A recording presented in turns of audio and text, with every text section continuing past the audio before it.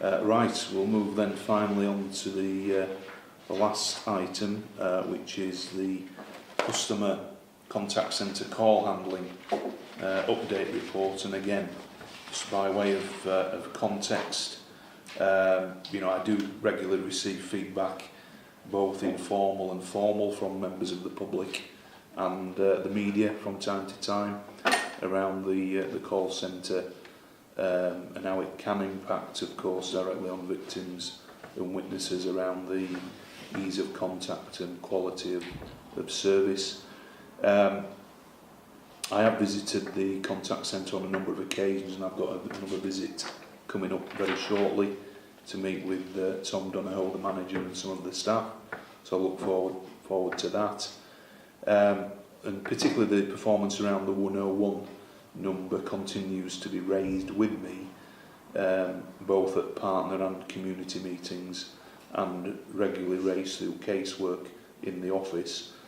As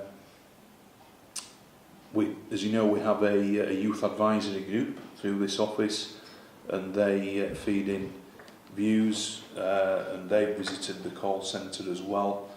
And I know a number of other groups have done that, which is good to see the call centre being prepared to invite people in and explain some of the issues that they face around demand and some of the calls that come in. You'll also be aware that we launched the Joint Contact Survey in December of last year, and some of the feedback on that was interesting, around the ways in which the public now contact the police, moving away from more traditional methods, shall we say. And the survey closed in January with nearly 3,000 responses, and we are, as you know, working through some of those responses and recommendations into some of the estates. So I'll leave it there and just hand over to you to give us an update on the report. Thank you. So I recognise that we've been talking about our sort of 999-101 performance for some considerable time, and this is all within the envelope of what available resource that we have. And our priority is absolutely about protecting the 999 response, because that is when people are in urgent need of our resources. So I think Andy will be able to sort of plough his way through the 999 piece fairly swiftly, because that is in a very stable place. We are actually outliers in terms of excellence in terms of policing, and indeed we are regularly being visited by other forces wanting to know how we manage to get the 999 performance that we do. We achieve that at the expense of some of our 101 performance. And I do recognise that members of the public do get frustrated when there are long waiting times from time to time, and key times of the day when that does tend to happen, for a variety of reasons. I suppose one of the things that we really need to think about is a better understanding with the public of what they think 101 performance, acceptable performance, actually is. Because if you compare ourselves with other services where you contact, either as a member of the public and either public sector or indeed industry, those response times and levels do vary, don't they? So I'm not quite clear what public expectation truly is, and that's why I think the survey is going to be particularly helpful and interesting to try and help us then determine what else we can do to try and improve that performance. I think I'll stop there because, as I say, I know we've been talking about this for some time, and I do recognise the frustrations that members of the public can have on occasions when they're not able to get through in a swift way. But let's talk about what we have been doing. Andy. Thanks, Chief. So the report in the pack, Commissioner, builds on the previous report of January 17 and provides update there. We do recognise that the level of public interest in this, because for the vast majority of people this is the first and only means of contact with the police at their time of need. So we're really tuned into how critical this is for members of the public. It's probably worth starting by just talking about the increase in demands that we've had recently. We've seen a 9% increase on last year around 999 emergency call demand and 3 to 4% increase in 101. And our online transactions are up 17%. So we're seeing some significant, these are not insignificant increases when you look at the volumes that are involved. Chief mentioned we're absolutely committed to maintaining a very strong 999 call handling performance, because we know that's the time when people are at their most vulnerable and need emergency assistance. So we guard that and deliver that jealously. 101 is challenging for us. Its inconsistency is probably the best word to describe it. We have some very, very effective weeks and some very challenging weeks. But that's the nature of call handling. That calls can go up and down. We are affected by weather. We're affected by events in the capital. We're affected by many different issues, and not least of which, just by time of day when people on the non-emergency side of business will store up business for their convenience rather than the time of need. So all that plays into quite a complex call handling picture. One of the issues, so against that backdrop of increased demand, we've also got the backdrop of the resourcing profile within there. It's a gate. Call handling has typically been a gateway into West Yorkshire Police for members of the staff who want to join as PCSOs, who want to join as detention officers, who want to join as police constables. So what we're seeing at this moment in time is quite a significant proportion of our staff within the call handling world that have around 12 months or less service with us. So at this moment in time, so around 50% of our staff have around 12 months or less. That's a very young and inexperienced workforce. But we do recognise the importance of it being an effective gateway into the organisation. So we've done a number of things to try and address that. First of all, we make sure that the training that staff receive gets them up to speed and experienced as quickly as possible. And we've done that by developing the training hub.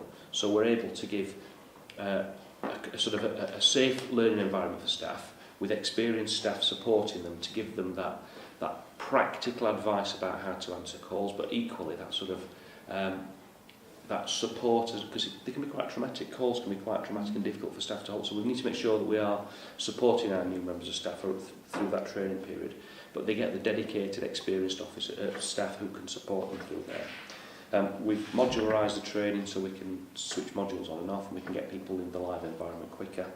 And all that allows us to continue with coaching and mentoring in real time once they get into the room. We've brought in police volunteers to help us with the audit, so we can check on how we have to do audit and listen to calls, so we can give quality feedback to staff.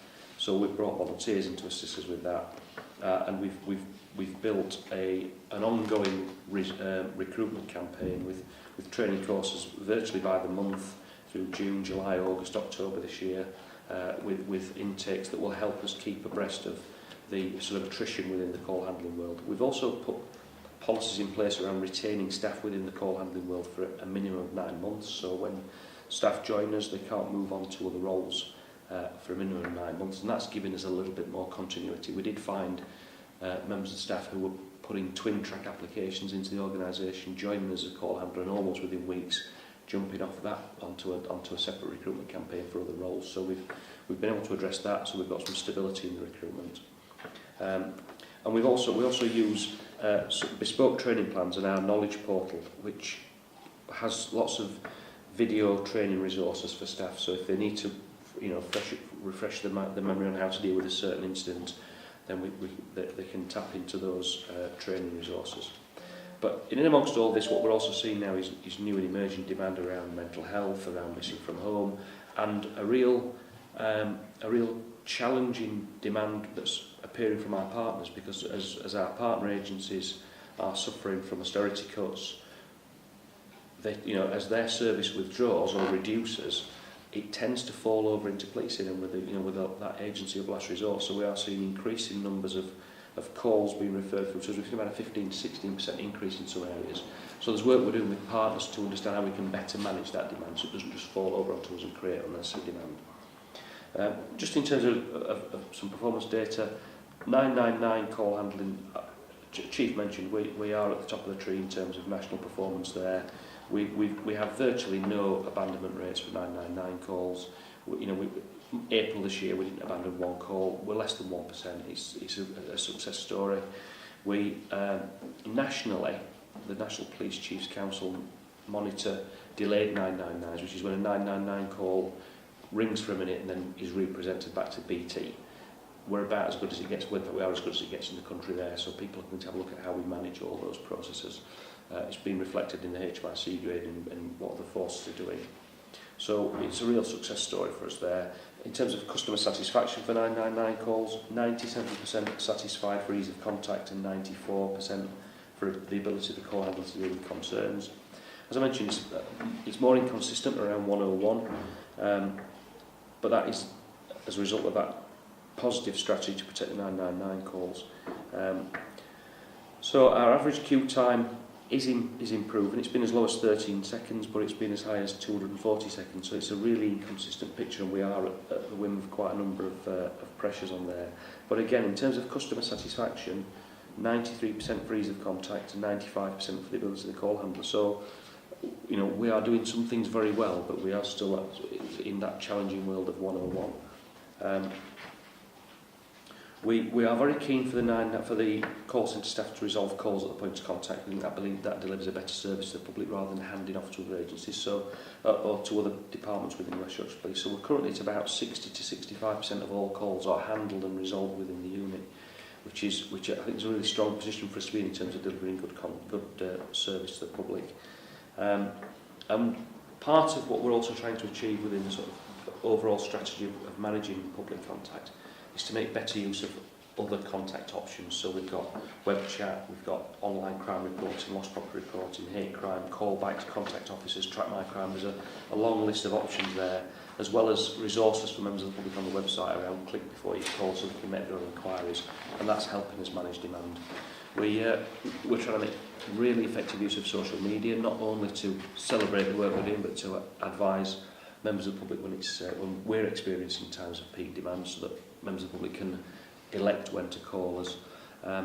And we're very proud of the fact that because of the energy and effort we put into this to try and innovatively solve these issues, we've been visited by quite a number of forces to understand the technology we're using and the systems we're putting in place. We manage IT, we make sure that we invest in IT, so we've got state-of-the-art kit and equipment in there. The Force Demand Management Review is looking to introduce customer records management CRM system, which will help us further understand the vulnerability of callers, and we've got really close working relationships with the IT providers. I mentioned earlier the resourcing challenge. We do recognise it's a gateway to the organisation, but we are also phasing the release of staff. So, you know, that's enabled us to create the Scientific Support Control Unit, to the Force Crime Management Unit, which all help make the organisation more efficient in the longer term. But we're in that in a phased approach, so we're not hurting call handling performance at the expense of other parts of the business. So all that is managed between Tom Donahoe and HR and the host departments that are looking for them. And I think pretty much that I get. Oh, just one final thing. I think there's something else to celebrate. Industry standards around call centres will typically see 7, 10, 11% sickness rates. We're at 3%, and we've been as low as 2.5%. I think that's probably unprecedented in the call handling world, which I think is a reflection of the leadership within there, the facilities, the training, the environment, and actually the attitude and the commitment of the staff. So I think it's a real positive trend, the update on Commissioner. Yeah, no, yes, I made a note of the very low sickness rates, and having worked in a call centre environment myself some time ago, I know how stressful that can be. So, thanks for the report, and I do recognise there is some excellent work and commitment going on within the call centre. So I want to absolutely recognise that. If I could just follow up with some questions from the report. You're saying clearly, yes, the demands have increased, and as you say, they're not insignificant.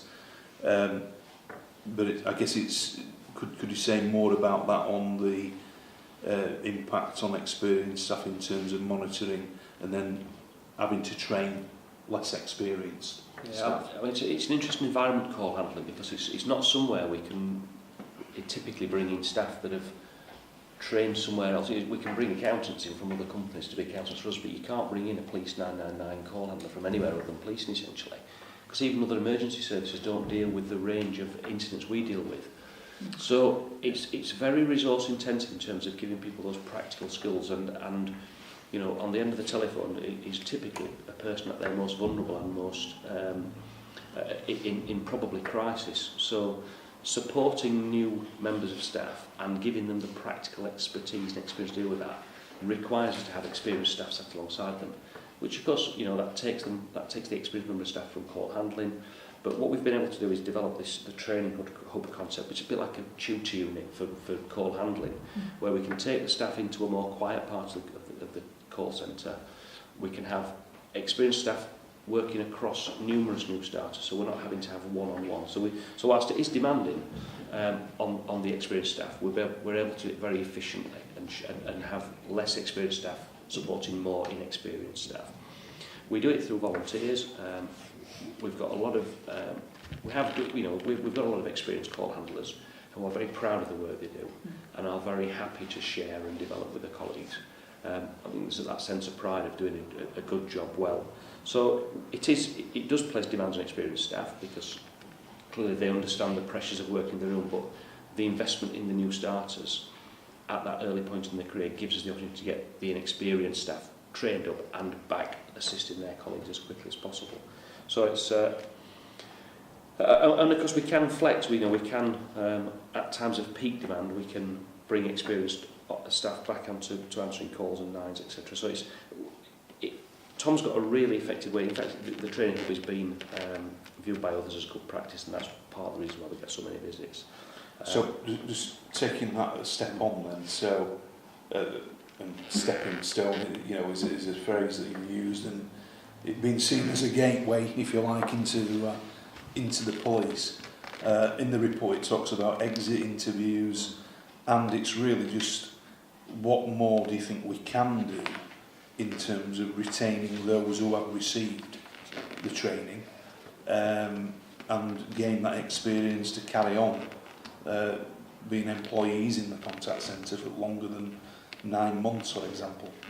Well, there's a few things. First of all, the report does talk about what we're doing with exit interviews, so we understand the reasons.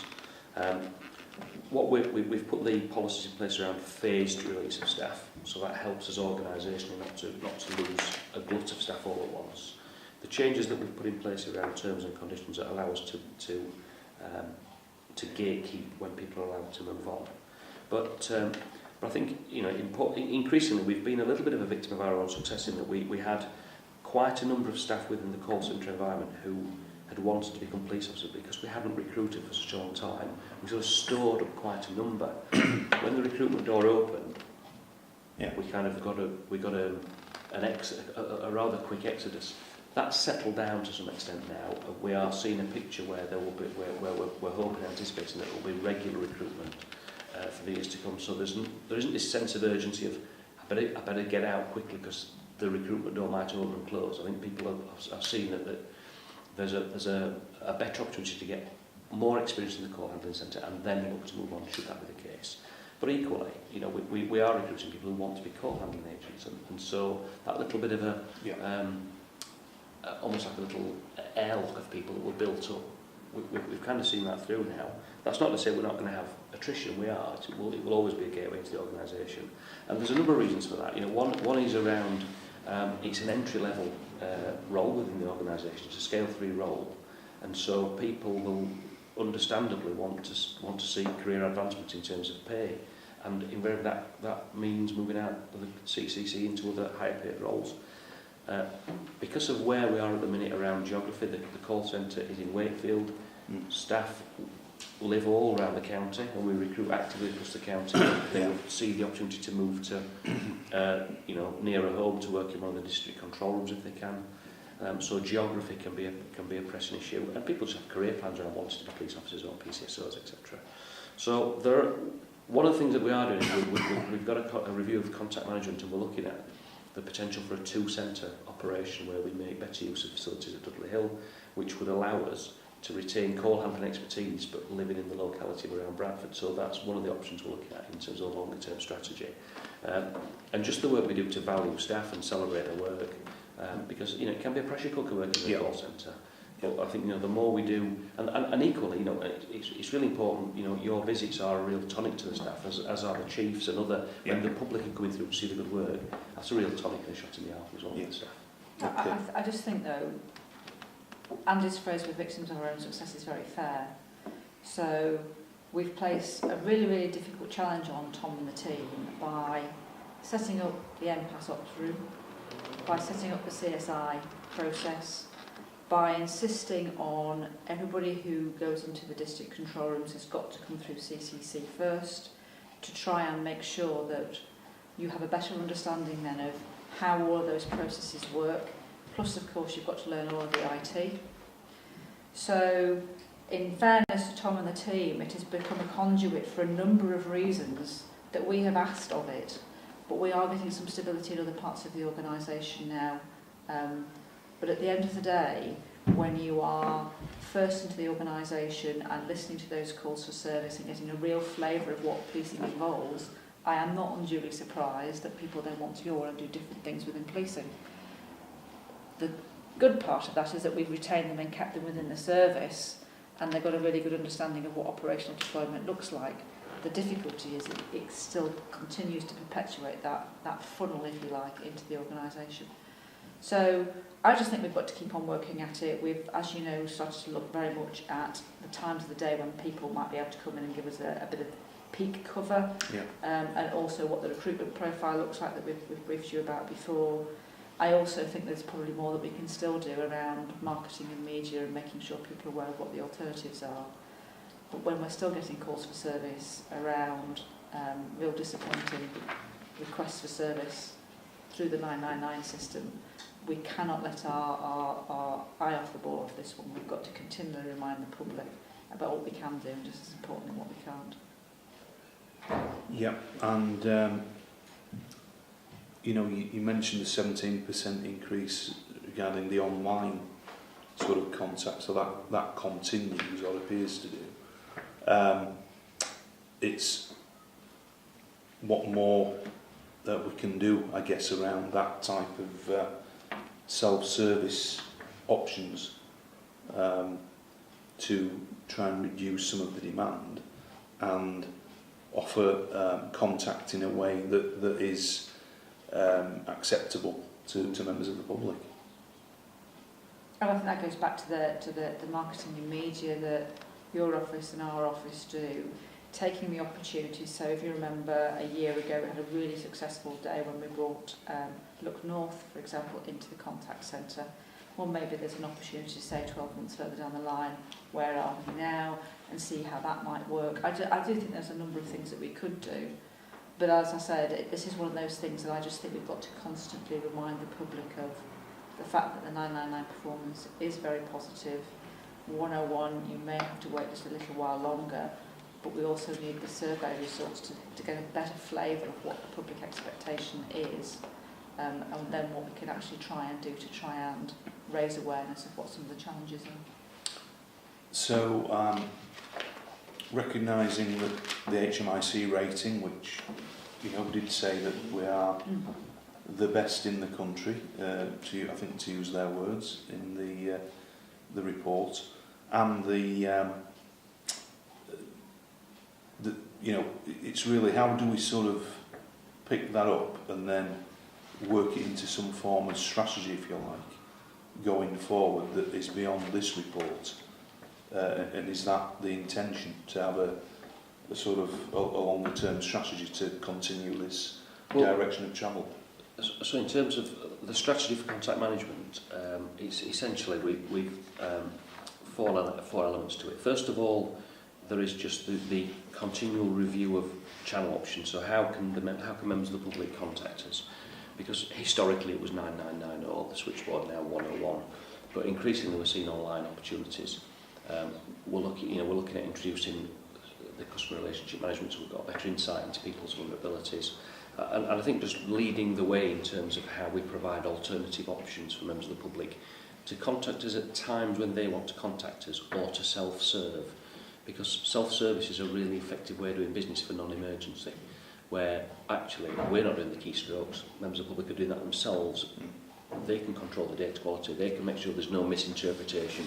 So we've always got that ongoing about how we exploit technology, and you know, I reeled off the list of things we've got. We have forces travelling up and down the country, in fact, other from abroad, to look at how we're dealing with things like live web chat, which allow us to manage demand much better and provide better options. And you know, and we're increasingly working with a community that does business online on smartphones. So there's an opportunity for us about how we get into the smartphone technology, the smartphone world, develop apps and the likes about people contacting us.